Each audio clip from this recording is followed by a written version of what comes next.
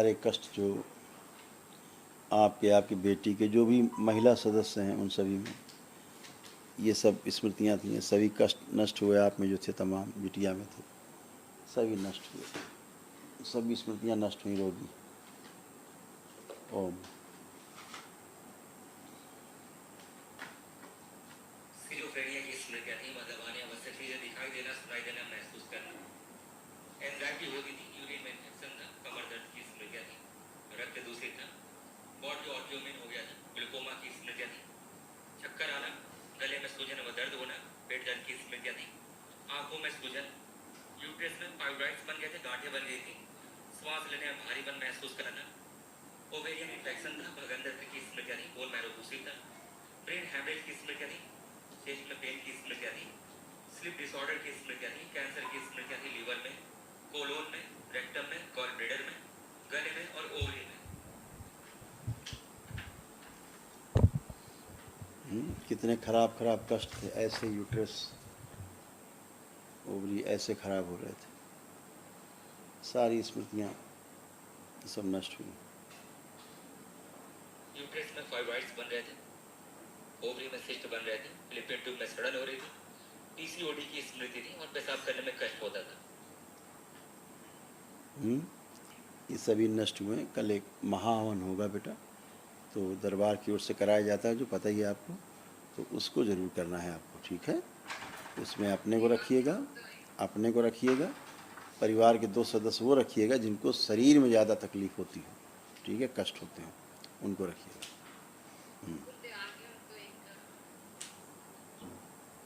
मेरे पति देव गुरुदेव अभी शादी में हैं, क्या वो जहाँ काम कर रहे हैं वो सही है? वो जगह एक बार देख लीजिए। देखो जहाँ वो काम करते हैं, आपके पति देव देखें जहाँ काम करते हैं। देखो क्या होता है, आँख खोल लीजिए। क्या होता है कि हम समस्या को बाहर देखते हैं, समस्या हम में स्वयं रहती है बेटा। और जब समस्या हमें, जैसे हम चश्मा हमने लगा लिया काला, तो हमें सब काला ही काला सब दिखेगा, लाल लगा ली तो लाल लाल दिखेगा। हम सोचते लाल क्यों दिख रहा है, काला क्यों दिख रहा है। तो हमारे अंदर जो स्मृतियाँ रहती हैं खराब, वो हमें भटकाती हैं चीज़ों से, ठीक है ना। और हाँ, अब वो ठीक है, उस काम से, अपनी जगह से वो संतुष्ट भी हैं आपके हस्बैंड। आप पूछ सकती हैं, अगर पीछे खड़े हैं तो अब उनकी बुद्धि एकदम साफ है, अब उनसे पूछिए। अच्छा कोई बात नहीं, तो अब आप उनसे पूछेंगे तो वो बताएंगे कि हाँ ठीक है। क्यों? अपने अंदर से गंदगी गई, स्मृति गई।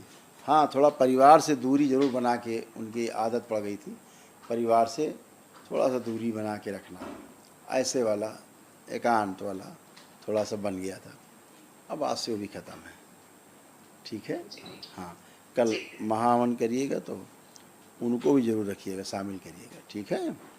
और परिवार के 2 लोग और रख के, 3 लोग रह के संकल्प करके करना, ताकि स्मृतियाँ नष्ट हो बेटा। ये माँ बाबा के लिए गुरुदेव, ये बहुत धन्यवाद। ये माँ बाबा को सुगंध करने के लिए बहुत धन्यवाद बेटा आपको, आपके परिवार को भी। कलकत्ता का फेमस रसगुल्ला लाए, मैं कोलकाता से आई हूँ। रसोगुल्ला। माँ बाबा के लिए जी गुरुदेव। बहुत धन्यवाद बेटा, बहुत धन्यवाद आपको। आप इतना ख्याल रखते हैं आप लोग दरबार का, बाबा माँ का, इसके लिए बहुत धन्यवाद आप सबको। खुश रहो बेटा, प्रणाम।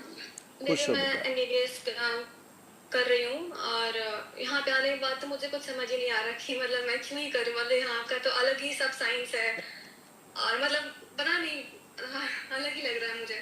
तो मैं क्या मतलब करूँगी तो, पर आप कुछ बताइए। हाँ, आप बहुत अच्छा प्रश्न आपने किया है, और चूँकि आपने ध्यान से देखा है, एक्सपीरियंस किया है, अनुभव किया है, आपने अपने भी कष्टों का अनुभव किया है। जो कष्ट थे अब शेष नहीं। हम आपसे मिले भी नहीं हैं, हमने आपसे कभी बात भी नहीं की है, आपसे मैंने कभी आपके रोग और कष्ट भी नहीं पूछे हैं, है ना। कोई टोना टुटका नहीं हुआ है, कोई जादू टोना नहीं दरबार में हुआ है, कोई झाड़ फूक नहीं हुई है, हुई है कुछ नहीं। केवल आपने दरबार में वैदिक प्रक्रिया की है, ब्राह्मण देवता जो कराते हैं, हवन आदि कराते हैं, विष्णु सहस्रनाम कराते हैं, माँ के अभिषेक होते हैं, माँ के हवन होते हैं, भोलेनाथ का रुद्राभिषेक होता है, वो जो वैदिक प्रक्रिया है वो आपने की है, एक ही दिन में सारे अनुष्ठान किए हैं और आप स्वस्थ होकर खड़े हैं। तो आपको लगता है ये कौन सी विद्या है कि जो हम MBBS कर रहे हैं या बच्चे जो BMS कर रहे हैं या जो भी चिकित्सा के क्षेत्र में बच्चे काम करना चाह रहे हैं और प्रयास कर रहे हैं आगे चल के अच्छा काम करेंगे, तो ये तो बिल्कुल ही अलग है। तो हम कैसे कर पाएंगे, ये प्रश्न मेरे सामने भी आया। मेरा भी एक बेटा जो है वो चिकित्सक है, तो उसके तमाम दोस्त एक बार आए, जब वो दूसरे या तीसरे वर्ष में थे ये लोग, तो सारे दोस्त उनके आए हुए थे आश्रम। तो जब उन्होंने सब देखा तो अपने माता पिता के लिए किया संकल्प करके एक दिवसीय। उसके बाद घर में पूछा, घर में सब ने कहा अरे हम लोग तो ठीक। कहे तो आप लोग तो आए भी नहीं, ठीक कैसे हो गए? तो सब बच्चे इकट्ठे होकर मेरे पास आए। तो सब इकट्ठे सुबह से शाम तक बैठे रहे मेरे कक्ष में। मैं आप जैसे सब लोगों से बात करता रहा, चिकित्सा करता रहा। तो मैंने कहा तुम्हारे लोगों के अंदर बड़े प्रश्न चल रहे हैं, क्या बात है, कुछ पूछना है?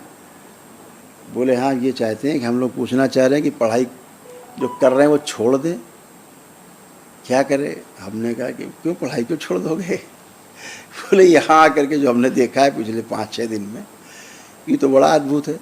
आप तो कहते हो ओम ये हो जा वो हो जाता है, यहाँ तो आदमी ठीक हो जाता है एक ही दिन में। हम लोग के परिवार भी ठीक हो गए। तो ये तो विद्या हम लोग की काम ही नहीं आएगी, हम लोग तो लगे रहेंगे महीनों सालों डॉक्टर मरीज के साथ। वो कहता रहेगा मेरा भी यहाँ कष्ट है, अभी मेरे वहाँ कष्ट है, बताता रहेगा, हम इलाज कर तो परेशान हो जाएंगे। तो मेरा उनसे ये कहना था कि नहीं, ऐसा बिल्कुल नहीं है। हमें एक अच्छा चिकित्सक बनने के लिए चाहे हम इस विधि को ही आगे चल के अपनाएं साथ में, अपने चिकित्सा के साथ में। आप दरबार से जुड़े हो, ठीक है, लेकिन शरीर के विज्ञान को समझना आवश्यक है।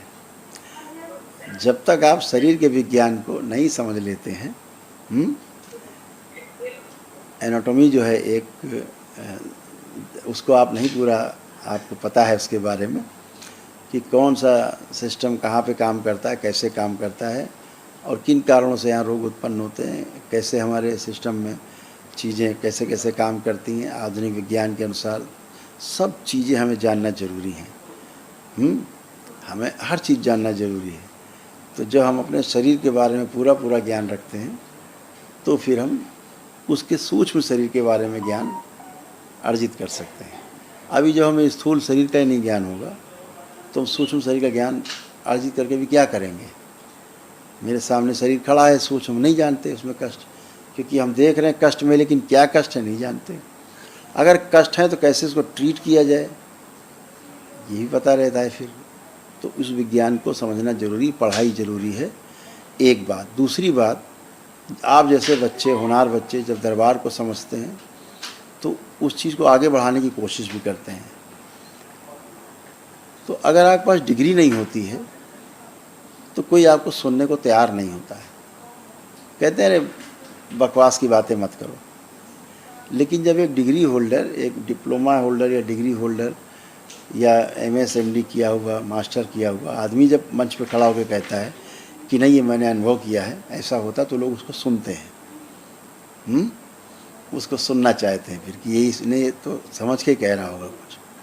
तो मंच आपको मिलता है पढ़ने के बाद, डिग्री के बाद, तो मंच भी आपको मिले। इसलिए पढ़ाई लिखाई बहुत ज़रूरी है, और जम के पढ़ाई लिखाई ज़रूरी है। इसको और अच्छे से समझना है आपको, तो ज़रूर करना है, उस चिकित्सा को करना है। जब आप कर पाओगे तब सूक्ष्म जगत को और इस जगत को जो हमारे सामने है, स्थूल जगत, इसको अच्छे समझ पाएंगे, फिर तालमेल को समझ पाएंगे, फिर वैसे कर पाएंगे, जी पाएंगे और लोगों को रास्ता दिखा पाएंगे, है ना। इसलिए करना ज़रूरी है बेटा, आगे और तरक्की करो। मेरे को थोड़ी स्टैमरिंग की दिक्कत है, उसको भी थोड़ा चेक कर देते।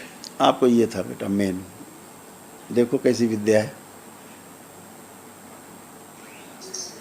ओवरेज है, ऑडियो में थी, इसलिए मासिक अनियमित रहता था, मासिक का दौरान अत्यधिक कष्ट होता था, त्वचा रोग बन रहे थे, एंजाइटी होती थी, मूड स्विंग होता था, उल्टी जैसा महसूस होता था, चक्कर आते थे। अब ये कुछ भी नहीं, खत्म, हमेशा के लिए ये खत्म। तो कैसी सुंदर विद्या है ये है? तो हम कामना करते हैं कि भविष्य में आप भी, सामने वाला जान भी ना पाए मरीज, लेकिन आप उसके बारे में सब जान लो है? फिर आप उसकी चिकित्सा कर पाओ अच्छे से। तो ऐसा है बेटा, ऐसा चाहिए, ठीक है ना। आपको जो कॉन्फिडेंस लेवल लो रहता था, अब आप चेक करिए, अब आपका कॉन्फिडेंस लेवल खूब बढ़ा हुआ है। लग रहा है हम सब अपना काम अच्छे से कर पाएंगे। ऐसा हो रहा है कि नहीं हो रहा है ना। आप सब बच्चे और अच्छे कर पाएँ, दरबार का यही प्रयास है कि इस विद्या को आगे ले जाएं। हम लोग प्रयासरत हैं कि एकेडमिक वे में इसको आगे ले जाया जा सके, स्कूलिंग की जा सके, इसकी यूनिवर्सिटीज़ में इसके सब्जेक्ट हों, और लोग इसको, अगर मानव जाति के कल्याण के लिए विद्या है तो इसको स्प्रेड किया जाए, इसको आगे बढ़ाया जाए लोगों में। जो आप जैसे बच्चे तमाम हैं, जानना चाहते हैं, समझना चाहते हैं, उसको समझ पाएँ। तंत्र में शामिल होना उसका एक वही प्रयास है।